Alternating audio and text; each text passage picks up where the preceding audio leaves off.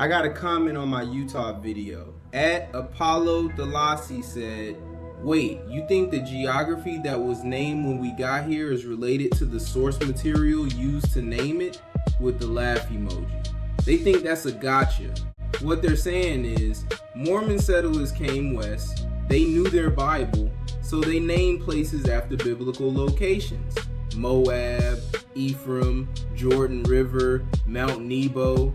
They're saying those names don't mean anything because Europeans put them there. And on the surface, that argument sounds reasonable. But here's the problem. Nobody named the minerals. Nobody sent Mormon settlers into the Wawa Mountains in Beaver County, Utah, and told them to put red burl in the ground. The geology was already there. The USGS didn't find red burl in Utah because somebody named it that. They found it because it was sitting in the earth waiting to be documented. And the high priest breastplate in Exodus 28 calls for burl. The only place on this planet where burl occurs in gem quality, the kind you set in gold, the kind fit for a high priest's chest, is the Wawa Mountains, Beaver County, Utah. That's not a name, that's a mineral. That's chemistry, that's geology. That's the USGS Mineral Resources Data System, the Gemological Institute of America, and the Smithsonian all pointing at the same address. You can name a river the Jordan River. You cannot name red burl into a mountain range.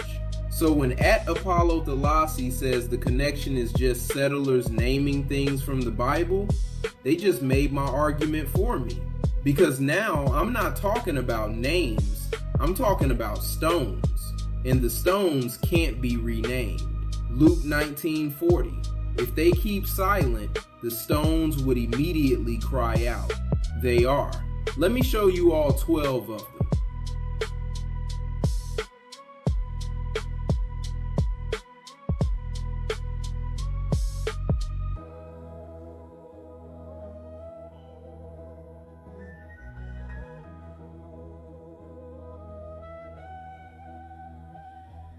Welcome to HHBM2, Hidden History and Biblical Mystery. My name is Larry, and on this channel, we don't do opinions. We go to primary sources. We go to their records, the USGS, the Smithsonian, the Gemological Institute of America, state geological surveys, and we let those things say what they say. Before I get into the geology, I want to plant something. Habakkuk 2:11. This is a woe pronounced against people who built a city on bloodshed, a people whose location has been deliberately obscured. The prophet says, the stone will cry out from the wall. The stone itself is the witness. The stone testifies.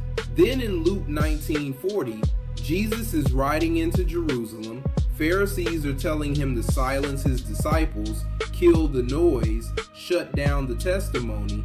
He looks at them and says, if they keep silent, the stones would immediately cry out. I want you to hold both of those scriptures because by the time we get to the end of this video, you're going to understand them differently than you did when you woke up this morning. Now, Exodus 28 verses 17 through 20, KJV. This is not disputed. This is not a fringe claim. Every seminary in the world teaches this. Every denomination accepts it.